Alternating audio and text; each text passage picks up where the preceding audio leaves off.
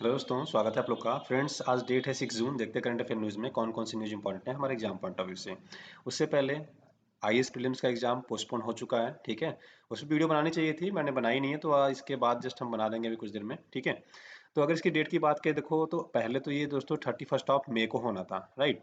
अब ये पोस्टपोन होकर कब हो गया है दोस्तों? ये हो गया है 4 अक्टूबर, राइट, आपका 2020 को। तो अभी आपके पास देख लो कौन कौन सा महीना है। आज 6 जून है, तो जून, जुलाई, अगस्त, सितंबर, ठीक है। तो 4 महीने एग्जैक्टली आपके पास है। 4 महीने का मतलब है 120 दिन। तो अभी भी आपके पास समय है। अगर आपकी प्रिपरेशन खराब थी या बहुत बढ़िया नहीं थी, खराब तो नहीं कहना चाहिए, बट ठीक है, नहीं ठीक थी तो नहीं ठीक थी, राइट। तो अगर आपकी नहीं ठीक थी तो अभी भी चांस है, आप अभी भी सुधार कर सकते हो, और 4 महीने में बिल्कुल धूमधाम से प्रीलिम्स निकाला जा सकता है। इवन मेंस के भी बहुत सारे टॉपिक्स क्लियर किए जा सकते हैं, ठीक है। और जिनको देखो बुक्स वगैरह मंगानी होगी, तो मैंने यहाँ पे डिस्क्रिप्शन लिंक में सारी लेटेस्ट रनिंग किताबें दे रखी हैं, तो आप आराम से सारी बुक्स मंगा सकते हैं, ठीक है। तो बुक्स वगैरह नहीं है तो अभी आपको कोरियर वगैरह सर्विस सब कुछ चालू हो चुका है, तो आराम से आप यहाँ से डायरेक्टली ऑनलाइन बुक्स को परचेज कर सकते हैं, ठीक है। अब बात करें सब्जेक्ट्स की, एनसीईआरटी पैक की, तो देखो एनसीईआरटी पैक्स हमारे दोस्तों आप बाई कर सकते हो, ठीक है, जिसमें बेसिक से आपको एनसीईआरटी पढ़ाई जाती है। हमारे सीसेट का, आईएएस प्रीलिम्स का 2020 का जो चल रहा है कोर्स, वो भी आप ज्वाइन कर सकते हो। इसके अलावा हमारे वेरियस कोर्स हैं, NCERT, polity, history, essay, CSAT, the Hindu tutorial, आप जो कोर्स चाहें हमारे ज्वाइन कर सकते हैं। इन सबको हमने मिला के दोस्तों एक कॉम्बो पैक बना रखा है, जिसको आप अगर चाहो तो ज्वाइन कर सकते हो कॉम्बो में, राइट। इसमें आपके पैसे और कम हो जाते हैं बेसिकली, राइट। और पेमेंट मेथड की बात करें दोस्तों, तो इसी नंबर पर मैं डायरेक्टली पेमेंट कर सकते हैं, 8840385335 पे। पेमेंट करने के बाद कैसे पेमेंट कर सकते हो? तो एक दो तो हमने अकाउंट नंबर प्रोवाइड करा रखा है, उसके अलावा दोस्तों आप चाहे तो हमें फोन पे, पेटीएम, गूगल पे, भीम पे, किसी से भी पेमेंट कर सकते हैं। पेमेंट करने के बाद पेमेंट का स्क्रीनशॉट, अपना नाम और मोबाइल नंबर, हम इसी नंबर पे क्या करना है आपको, इसी नंबर पे हमें व्हाट्सएप कर देना है, या फिर अपने टेलीग्राम कर दीजिए, या फिर हमें ईमेल कर सकते हैं आप। तीनों में से आपको पास तीनों स्कोप्स हैं, ठीक है। जैसे आप हमें ईमेल करेंगे, विद इन 15 से 20 मिनट के अंदर सारी प्रोसेस आपकी कंप्लीट हो जाती है, ठीक है। तो आपको सारी लिस्ट मिल जाती है। अब बात करें देखो कोविड 19 की, तो कोविड 19 में तो गवर्नमेंट ने लगभग सारी चीज़ें ढील दे दी है, ठीक है। आ, लगभग लगभग सारी चीज़ें आपको इसमें करने को, 8 तारीख से वो भी सिनेमा हॉल्स वगैरह भी खुलने की भी बारी आ जाएगी, मॉल वगैरह भी खुल जाएंगे, राइट। अब बात करें, देखो कोरोना केसेस लगभग 2,26,000 हो चुके हैं दोस्तों, 2,26,700 केसेस हो चुके हैं अब तो। लगभग पहले 6,000 डेली केसेस आते थे, राइट। अभी ये बढ़ के 7,000 हुए थे, 7,000 से दोस्तों अभी 8,000 हुए थे। अब लगभग 10,000 के आसपास केसेस आने लगे हैं, राइट। तो आप देखो, प्रिकॉशंस तो आपको तब भी लेना पड़ेगा जैसे पहले लेना पड़ता था। एक टाइम था कि जब एक दिन में पूरे 500 पूरे इंडिया के केस आते थे, अभी तो 10,000 बढ़ रहे हैं, राइट। तो अपने आप में एक बहुत ही भयावह स्थिति है, बट इसके साथ हमें जीना पड़ेगा, ठीक है। अभी देखो एग्जाम दिल्ली में क्लासेस वगैरह चलना, तो मुझे लग रहा है एक साल, एक मतलब एक साल तो नहीं, मतलब 1-2 महीने तो अभी पॉसिबल नहीं लगता है। तो घर पे रहिए, आराम से हमारे वीडियो कोर्स पर आप परचेज करके पढ़ाई कर सकते हैं, जैसे चाहे वैसे पढ़ाई कर सकते हैं बेसिकली, ठीक है। बुक्स मंगा के पढ़ाई कर सकते हैं।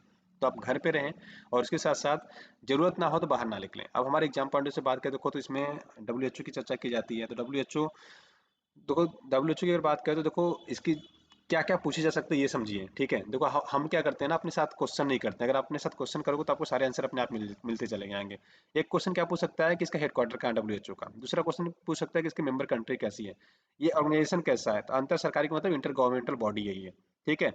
और वर्ल्ड हेल्थ डे कब मनाते हैं, आपसे ये पूछा जा सकता है। लेकिन यूपीएससी आजकल ऐसे क्वेश्चन नहीं पूछ रहा है, राइट। लेकिन आपके हेडक्वार्टर से क्वेश्चन पूछ सकता है, मेंबर कंट्री से पूछ सकता है, इंटर गवर्नमेंटल बॉडी से पूछ सकता है, डब्ल्यूएचओ कौन कौन सी रिपोर्ट निकालता है, इस पे दोस्तों आपसे क्वेश्चन पूछ सकता है। तो एक निकालता है world health static report, air ambient air pollution report, world health report, world tuberculosis report, global nutrition report. तो ये सारी रिपोर्ट्स जो डब्ल्यूएचओ निकालता है। कोरोना की बात करें दोस्तों, कोरोना दोस्तों वुहान सिटी से आया था, जो यांगसी रिवर के किनारे बसा है, तो याद रखिएगा। मराठी भाषा थोड़ा चर्चा में है, तो उसके लिए थोड़ा सा चर्चा कर लेते हैं। देखो, चर्चा में जिस वजह से है वो हमारे लिए इम्पोर्टेंट नहीं है। बेसिकली क्या है कि महाराष्ट्र सरकार ने कहा कि हम जो 9 अभी तक क्या है कि एक सब्जेक्ट के रूप में अगर आप महाराष्ट्र में पढ़ाई करेंगे तो क्लास 8 तक आपको एज ए सब्जेक्ट के रूप में पढ़ाया जाता है मराठी को, राइट। बट इन्होंने कहा कि नहीं, हम 9वीं 10वीं में भी इसको लागू करेंगे, अभी 11th 12th में भी लागू करेंगे, और उन सारे स्कूल्स में लागू करेंगे, ठीक है, जहाँ पे सारी चीज़ें पढ़ाई जाती हैं बेसिकली, ठीक है। सारी A to Z, जहाँ पे मतलब मराठी लैंग्वेज का यूज भी नहीं होता, वहाँ भी इंप्लीमेंट किया जाएगा बेसिकली, ये गवर्नमेंट ने कहा है। तो देखो वो इंपॉर्टेंट नहीं है, वहाँ से आपसे क्वेश्चन नहीं बनेगा। आपसे अगर क्वेश्चन बनेगा तो क्या ये हमारी संविधान की अनुसूची में है, बेसिकली हमारी ये संविधान का पार्ट है, इस भाषा को मान्यता प्राप्त है, ये पूछा जा सकता है, ठीक है। तो इसकी हिस्ट्री के बारे में पूछा जा सकता है, इस भाषा के बारे में पूछा जा सकता है। वो चीज़ें हम समझने की कोशिश करते हैं। तो देखो मराठी जो लैंग्वेज है ना, वो इंडो आर्यन भाषा से संबंध रखता है बेसिकली, याद रखिएगा, ठीक है। महाराष्ट्र के लोग बेसिकली मराठी बोलते हैं, ठीक है, और कुछ गोवा के लोग बोलते हैं थोड़ा सा। ये हमारी जो संविधान की अनुसूचियां शेड्यूल्ड हैं, राइट। शुरू में 8 थी, अभी टोटल 12 है। तो उसमें से जो 8वीं अनुसूची है ना दोस्तों, वो भाषाओं के बारे में है। तो ये 22 भाषाएं के अंतर्गत ही सूचीबद्ध है। पहले जो हमारी अनुसूचियां थी उसमें टोटल 8 अनुसूचियां थी, और ये 8वें नंबर में ही क्या है, हमारी 22 भाषाएं हैं। और भाषाएं पहले हमारी 14 थी, 14 से फिर 15 हुई थी, 15 से फिर 18 हुई थी, 18 से फिर 4 और बढ़ के 22 हो गई थी, राइट। तो आप चाहे तो ये भी याद रख सकते हैं कौन कौन से भाषाएं ऐड हुई थी। तो यूपीएससी देखो डायरेक्ट ये भाषा ना पूछ के, ठीक है, कहाँ से क्वेश्चन पूछ देगा कि कौन सी कॉन्स्टिट्यूशन अमेंडमेंट से कौन सी भाषाएं जोड़ी गई थी। जैसे सिंधी पहली बार जोड़ी गई थी, उसके बाद 3 और जोड़ी गई थी, फिर उसके बाद 4 बाद में जोड़ी गई थी। तो कौन कौन सा कॉन्स्टिट्यूशन अमेंडमेंट था, आप ये याद रख सकते हैं। कौन कौन सी भाषाएं जोड़ी गई थी, आप ये पढ़ सकते हैं, ठीक है। उसके अलावा बेसिकली अगर देखो ओरिजिन की बात करें अगर मराठी लैंग्वेज की, तो संस्कृत से इनका बेसिकली ये प्राकृतिक होता है। महाराष्ट्री शब्द की उत्पत्ति की बात करें, बेसिकली भाषा की बात करें तो संस्कृत से ही इसका उद्भव होता है बेसिकली, ठीक है। तो देखो आप कहाँ कहाँ तक चीजें सोच सकते हो। एक तो 8वीं अनुसूची की बात होती है तो पूरी अनुसूची पढ़ ली आपने। फिर 22 भाषाओं की बात होती है, 14 भाषा के बाद जो भाषाएं ऐड हुई हैं, जो लैंग्वेजेस ऐड हुई हैं, कौन कौन से कॉन्स्टिट्यूशन अमेंडमेंट से ऐड हुई हैं, वो आपको पढ़ना पड़ेगा, राइट। देखो तरीका बता रहा हूँ। दूसरी महाराष्ट्र की चर्चा हो रही है, थोड़ी सी महाराष्ट्र को देख भी लेते हैं अच्छे से कि महाराष्ट्र में क्या क्या है। तो कोई डायमेंशन हम नहीं छोड़ेंगे दोस्तों कि हमारे एग्जाम पॉइंट में से हम कहीं वीक पड़ जाए, ठीक है। तो अगर इसकी बात करें, देखो महाराष्ट्र का जो बॉर्डर लगता है दोस्तों, ये अरबियन सागर से भी बॉर्डर लगता है इसका, ठीक है, अरब सागर इसको बोलते हैं। और राज्यों की बात करें तो गोवा, कर्नाटका, तेलंगाना, छत्तीसगढ़, मध्य प्रदेश और गुजरात से साथ इसका बॉर्डर लगता है। तो इतनी याद रखिएगा, ठीक है। कैपिटल की बात करें तो महाराष्ट्र की कैपिटल क्या है, गोवा, ठीक है। और गर्मियों की कैपिटल क्या है, गर्मियों की कैपिटल आप कमेंट करके बताएंगे हमें, ठीक है। वैसे तो दिख ही जाएगा मुझे लग रहा है, हाँ। कोई नहीं। तो यहाँ पे एक लेक है, ठीक है, यहाँ की एक लेक फेमस है जिसको लोनार झील बोलते हैं। पवई झील भी है वैसे तो, आईआईटी पवई वहाँ पे है, आईआईटी बॉम्बे बेसिकली। अब यहाँ पे देखो महाराष्ट्र की बात करें तो संजय गांधी नेशनल पार्क, पेंच राष्ट्रीय उद्यान। पेंच जो है दोस्तों ना आपका, ये आपका महाराष्ट्र में भी बॉर्डर लगाता है और आपका एमपी में भी बॉर्डर लगाता है। तो आप देखेंगे जब पेंच पढ़ेंगे तो अपने एमपी भी मिलेगा और महाराष्ट्र में मिल जाता है। उसके बाद चांदौली राष्ट्रीय उद्यान, ताडोबा, गुमामल, नवेगांव, बोरीवली और तंसा, ठीक है। ये सारे कहाँ पे आपके महाराष्ट्र में है। महाराष्ट्र के फॉर्मेशन की बात करें तो देखो पहले ये पूरा एक ही पार्ट हुआ करता था, गुजरात और महाराष्ट्र को मिला के। 1 मई 1960 को अलग हुआ था, महाराष्ट्र गुजरात अलग अलग हुए थे, ठीक है। डांस की बात करें तो याद रखिएगा डिंडी, काला, लवानी, तमाशा, ये बेसिकली याद रखिए जो आपकी एग्जाम पॉइंट से इंपॉर्टेंट है गाजा, ठीक। कैपिटल इसकी मुंबई है बेसिकली, और विंटर कैपिटल नागपुर हो जाती है। अभी एक नया रामसर साइट इसमें ऐड हुआ है, इससे पहले रामसर साइट्स नहीं थी इसके पास, ठीक है। तो एक नया रामसर साइट हुआ है जिसको नंदूर मधमहेश्वर बोलते हैं, ठीक है, मधमहेश्वर बोलते हैं बेसिकली। कहाँ पे है, महाराष्ट्र से। तो ये आपसे भी क्वेश्चन पूछा जा सकता है, या इसमें से 27 प्लस ये 10 जो ऐड हुए हैं, कोई भी एक यूपीएससी पूछ सकता है कि किस राज्य में है। देखो यूपीएससी के पास स्कोप है, लेकिन आपको मेहनत तो करना पड़ेगा। कलेक्टर ऐसे ही नहीं बनते, थोड़ी थोड़ी पढ़ाई करके अगर कलेक्टर बन जाते तो हर घर में कलेक्टर होते हैं, ये याद रखिए, ठीक है। तो बेसिकली क्या है कि मेहनत तो करनी पड़ेगी दोस्त, इतना है। अब इबोला प्रकोप की बात करें तो कांगो लोकतांत्रिक गणराज्य जिसको हम बोलते हैं डीआरसी या डेमोक्रेटिक रिपब्लिक ऑफ कांगो, इसमें इबोला का प्रकोप फिर से देखने को मिला है। डब्ल्यूएचओ ने जानकारी दी, वर्ल्ड हेल्थ ऑर्गेनाइजेशन ने। तो वर्ल्ड हेल्थ ऑर्गेनाइजेशन के बारे में तो हमने शुरू में पहली स्लाइड में ही पढ़ लिया था। अब इसके अलावा हमारे एग्जाम पॉइंट से क्या इंपॉर्टेंट होता है, डीआरसी की एक तो मैपिंग इंपॉर्टेंट हो जाती है, प्लस डीआरसी में दोस्तों कांगो नदी घूम के जाती है। तो कांगो नदी आपके एग्जाम पॉइंट से बड़ा इंपॉर्टेंट हो जाता है। क्यों इंपॉर्टेंट हो जाता है, उसके ऊपर हिस्ट्री समझेंगे तो आपको चीजें समझ में आ जाएंगी। देखो कांगो नदी जो है अफ्रीका के बाद, मतलब अफ्रीका में नील नदी के बाद सबसे दूसरी सबसे बड़ी नदी है, पहली चीज। दूसरा ये है कि अमेजोन नदी का आपने नाम सुना होगा, अमेजन का, राइट। अमेजन वेबसाइट की बात नहीं कर रहे जो आपको सामान ई कॉमर्स की, नहीं, अमेजन रिवर है कहाँ पे, ब्राजील में बेसिकली, आपकी साउथ अमेरिका में। तो सबसे बड़ी नदी बेसिन है, नदी बेसिन और बड़ी नदी मैंने बताया। देखो लंबी नदी की बात करें तो नील है, लंबी की बात करें। और सबसे बड़ी की बात करें तो कैचमेंट एरिया के हिसाब से बात करें, मतलब कितने एरिया तक उसका पानी, अगर ऐसे रिवर फ्लो कर रही है तो कितने एरिया तक उसके पानी फैल के जाता है, कितने एरिया को सिंचित कर देता है बेसिकली, तो उसको बोलते हैं कैचमेंट एरिया, ठीक है। तो अमेजन दुनिया का सबसे बड़ा कैचमेंट एरिया वाला क्या है, नदी है। सेकंड नंबर पे आ जाता है दोस्तों आपको कांगो। तो याद रखिए सेकंड नंबर पे अगर कैचमेंट एरिया की बात करें तो उसमें आ जाता है आपको कांगो, और ठीक है। तो ये बेसिकली याद रखेंगे। और दूसरा कांगो का नाम ही पहले जायरे रिवर, रिवर या जायरे नदी भी बोलते थे इसको। तो याद रखिएगा कांगो नदी का ही नाम पहले जायरे नदी था। दूसरा याद रखिएगा इसका कैचमेंट एरिया अमेजन बेसिन के बाद दूसरे नंबर पे है। और अफ्रीका में बात करें तो सबसे लंबी नदी कौन सी है, नील है। और वर्ल्ड की भी सबसे लंबी नदी कौन है, नील है, ठीक है। उसके अलावा सेकंड नंबर की सबसे जो लंबी नदी आती है, अफ्रीका की जो सेकंड लंबी नदी आती है वो आती है कांगो। बड़ा कन्फ्यूजन सा हो गया ना, कोई नहीं, मैं एक बार फिर से आपको देखो क्लियर करता हूँ। देखो एक तो बात करें सबसे लंबी नदी कौन सी है लेंथ के हिसाब से, राइट, तो वो है नील, ठीक। ये है अफ्रीका की सबसे लंबी नदी है और वर्ल्ड की भी सबसे लंबी नदी है। अफ्रीका के सेकंड नंबर की जो सबसे लॉन्गेस्ट रिवर की बात करें तो वो है आपकी कांगो। अभी आपको क्लियर हुआ। सबसे लंबी नदी वर्ल्ड की भी कौन सी है? नील है, और अफ्रीका की। जब वर्ल्ड की सबसे लंबी है तो जाहिर सी बात है अफ्रीका की भी तो लंबी हो जाएगी। और अफ्रीका के सेकंड हाईएस्ट कौन सी है? तो ये याद रखिएगा, कांगो है। उसके अलावा मैंने बताया कैचमेंट एरिया के हिसाब से, तो कैचमेंट एरिया के हिसाब से दोस्तों कौन सी सबसे बड़ी रिवर है? Amazon, right. अमेजन के बाद कौन सा आता है? कांगो आ जाता है, ठीक है। तो ये मैंने बताया आपको, कैचमेंट एरिया का मतलब मैंने ये बताया था, ये वाला जो बताया ये कैचमेंट एरिया बोलते हैं। इतने हो गए बेसिकली। और सेकंड एक चीज याद रखिएगा कि जो आपकी भूमध्य रेखा इक्वेटर है, उसको 2 बार काटता है आपका कॉन्गो रिवर। अभी इमेज पे देखेंगे तो हमें आपको समझ में आ जाएगा। देखिए ये रहा, ठीक है, हमारे यहाँ से इक्वेटर भी गुजरता है। ये है आपकी कॉन्गो रिवर, ये यहाँ से ऐसे होती है, ऐसे ऐसे ऐसे, फिर वापस आती है इधर, और ये आपके अटलांटिक ओशन में गिर जाती है। अब ये है देखो नील नदी, ये नील नदी जाती है ऐसे बेसिकली। ये दुनिया की सबसे बड़ी नदी है, जिसको मैं नील नदी के नाम से कह रहा था। ये सबसे बड़ी है, नंबर 1 पे, वर्ल्ड में भी नंबर 1 पे है, और इस पूरे अफ्रीका महाद्वीप में भी नंबर 1 पे है, ठीक है। दूसरा, ये सेकेंड नंबर पे है, अफ्रीका की सेकेंड सबसे लंबी नदी है, तो ये याद रखेंगे सेकेंड लंबी नदी है। दूसरा, इसका कैचमेंट एरिया, मतलब कितने एरिया तक ये पानी सिंचित कर देता है बेसिकली ये, ठीक है। इन एरिया तक इसका पानी फैल के जाता है, तो अमेजन के बाद सेकंड नंबर पे आ जाता है बेसिकली। मैं ये कहना चाह रहा था आपको, ठीक है। अभी आपको सारी चीज़ें क्लियर हो गई होंगी। अब थोड़ा सा कांगो या डीआरसी की बात करें तो किनशासा इसकी कैपिटल है बेसिकली। और इसके पड़ोसी देशों को एक बार देख लेते हैं हम एक करके। इधर देखोगे इसके कांगो लगता है, ठीक है, इसको कार लगता है, सेंट्रल अफ्रीकन रिपब्लिक लगता है, सूडान लगता है, साउथ सूडान बेसिकली लगता है, ये साउथ सूडान होता है, ठीक है। युगांडा जाता है, युगांडा के बाद दोस्तों आपका रवांडा, ब्रुनई, तंजानिया, ठीक है, जाम्बिया और अंगोला बेसिकली इसके क्या है? पड़ोसी देश है। तो बेसिकली याद रखिए जो आपके एग्जाम पॉइंट से इंपॉर्टेंट था। वर्ल्ड इन्वायरमेंट डे 5 जून को मनाया गया, कल मनाया गया। इस साल की थीम जो थी याद रखिएगा, बायोडाइवर्सिटी, ठीक है।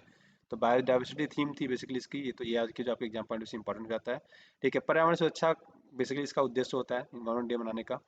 एक कॉन्सेप्ट मैंने नया आपको ऐड किया है, ये आपके एग्जाम पढ़ने में थोड़ा सा इंपॉर्टेंट होता है, आपसे एग्जाम में पूछा भी सकता है। मारपोल 73 या 78 के नाम से इसको जानते हैं।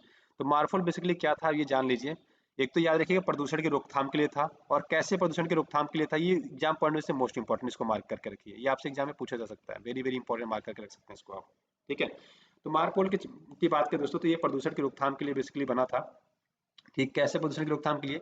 जो शिप वगैरह चलते हैं, जो जहाज चलते हैं, तो उसमें ऑयल की लीकेजेस हो जाते हैं। टैंक वगैरह जो आप पेट्रोल डीजल खरीदते हो, वो शिप के थ्रू जनरली आते हैं। अगर वहाँ पर लीकेज हो जाती है तो पूरे एरिया में क्या होता है? तेल फैल जाता है, बहुत सारी जलीय जीव वगैरह होते हैं, उनकी सारी डेथ हो जाती है। तो इन सारी चीज़ों से हमें क्या हो, जल्दी जल्दी हम इन चीज़ों को एक रूल्स रेगुलेशन के तहत फॉलो करके बना सकें, बेसिकली इसके लिए बनाया गया था मार्पोल। मार्पोल कन्वेंशन तो दोस्तों 2 नवंबर 1973 में हुआ था, ठीक है, 1973 में हुआ था, बेसिकली अपनाया गया था इसको। बट पूरी तरह जो लागू हुआ था 77 में एक मीटिंग हुई थी, ठीक है। और 78 में बेसिकली इसको मार्पोल कन्वेंशन के नाम से इसको हमने पूरा समाहित कर लिया था, 73 के कन्वेंशन को भी साथ में। तो आपसे अगर पूछे मार्पोल 77 या 78 क्या है, राइट, तो याद रखिएगा जहाजों के परिचालन से रिलेटेड है। दूसरा, ये प्रदूषण की रोकथाम के लिए, बेसिकली प्रदूषण, ये वर्ड याद रखिएगा, आपकी एग्जाम पढ़ने से इंपॉर्टेंट होता है। श्यामा प्रसाद मुखर्जी ट्रस्ट की बात करें दोस्तों, तो बेसिकली ये एक पोर्ट का नाम चेंज कर दिया गया। किस पोर्ट का नाम चेंज किया गया, सारे एक करके हम देख लेते हैं। सबसे पहले अगर बात करें, देखो कोलकाता पोर्ट ट्रस्ट नाम था इसका, इसका नाम चेंज कर दिया गया श्यामा प्रसाद मुखर्जी ट्रस्ट। इसके अलावा कुछ पोर्ट्स के नाम चेंज किए गए, तो वो भी याद रखिए। कांडला का नाम चेंज कर बदल के रख दिया गया दोस्तों 2017 में, दीनदयाल बंदरगाह। ये मैंने कई बार बनाया था, दीनदयाल पोर्ट बोलते हैं, पोर्ट को बेसिकली, बंदरगाह को बेसिकली पोर्ट बोलते हैं, ठीक है। उसके अलावा तूतीकोरिन जो आपका पोर्ट था, राइट, उसका नाम बदल के दोस्तों वी.ओ. चिदम्बरम पोर्ट कर चिदम्बरान कर दिया गया था, पोर्ट कर दिया गया था। चिदम्बर नार बेसिकली बोलते हैं, चिदम्बर नार पोर्ट कर दिया गया था, ठीक है।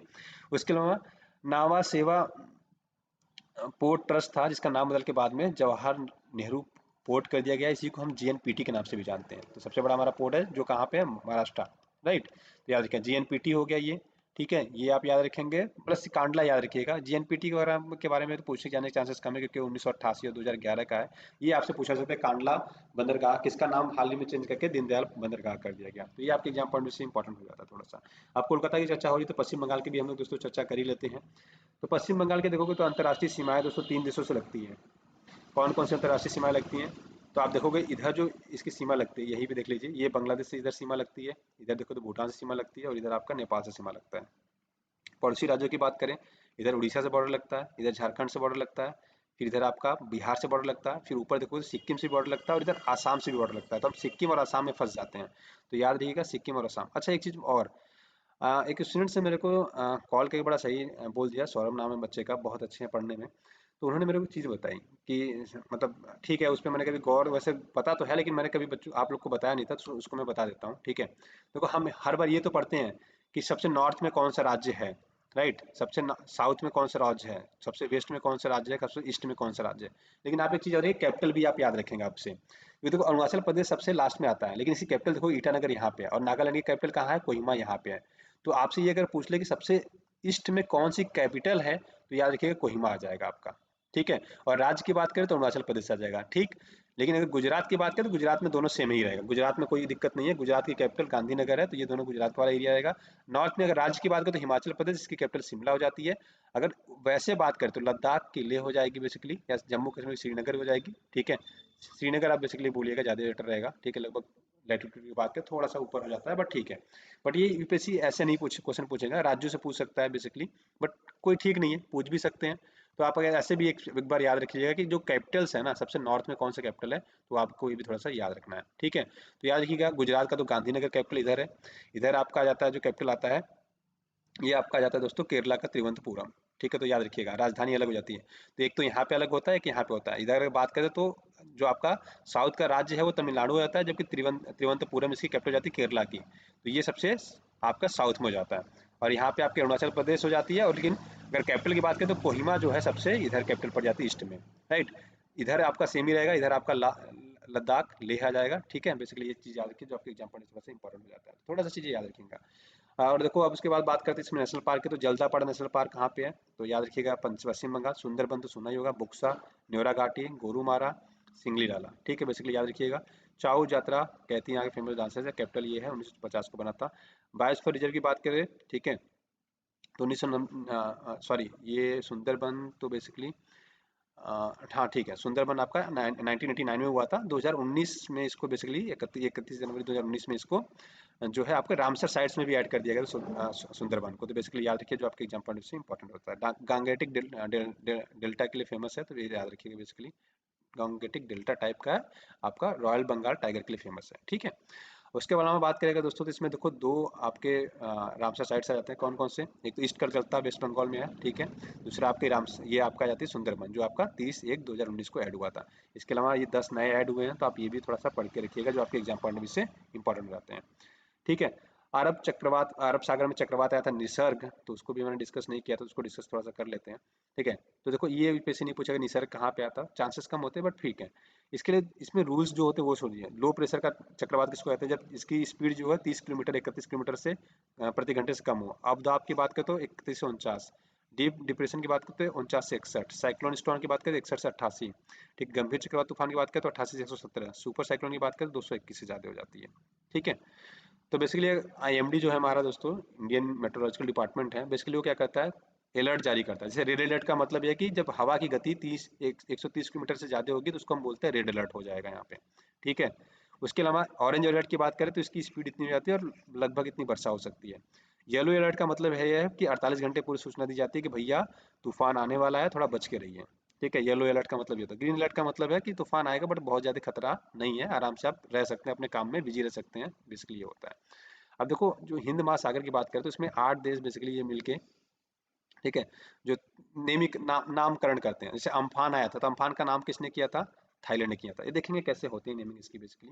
तो 8 देश कौन कौन से याद रखिएगा, बांग्लादेश, भारत, मालदीव, म्यांमार, ठीक है, ओमान, पाकिस्तान, श्रीलंका, थाईलैंड, ठीक है। चक्रवात बनने के लिए 25 से 27 डिग्री के लगभग टेम्परेचर होना चाहिए। और जो हमारे यहाँ चक्रवात आता है जनरली देखोगे तो अरब सागर और आपका बंगाल की खाड़ी में आता है, लेकिन बंगाल की खाड़ी में जो चक्रवात आते हैं वो ज़्यादा आते हैं, ठीक है। तो बेसिकली याद रखेंगे आप।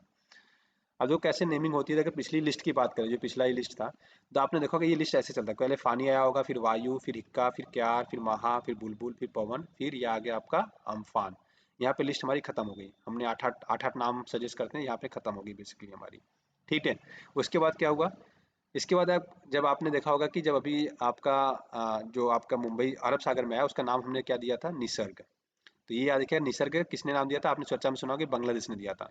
तो बेसिकली क्या होता है, जो हमने नाम लिया था बांग्लादेश, आपका ये देता है मालदीव, देता है म्यांमार, ओमान, ठीक है, पाकिस्तान, थाईलैंड, श्रीलंका। तो ये हमारे बेसिकली दोस्तों ये 8 जो देश हैं, ये पूरा जो हमने लिया, ये पूरा टॉपिकल साइक्लोन का लिया, मतलब उष्णकटिबंधीय एरिया के पूरा लिया है, ठीक है।